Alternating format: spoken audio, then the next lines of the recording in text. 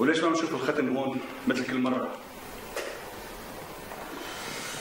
عملنا تعديلات على استراتيجية العمل. يعني الأحكام ما عم تطلع من مكتب بابا إطلاقا. كان مانع؟ يا ترى التعديلات الاستراتيجية هي تتضمن هيك تصرفات؟ حليني دكتور سامي. شو عامل بحالك؟ تكرم عيونك استاذ سامي، ما في مانع بنقول خدامين شواربك نحن.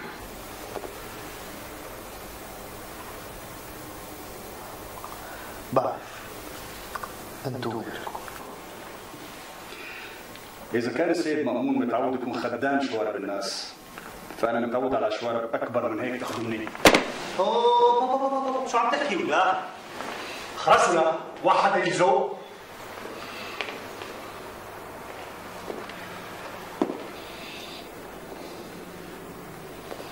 اسمع ولك صغير، إذا كنت نسيان أصلك ارجع لسجلات النفوس مشان تتذكر.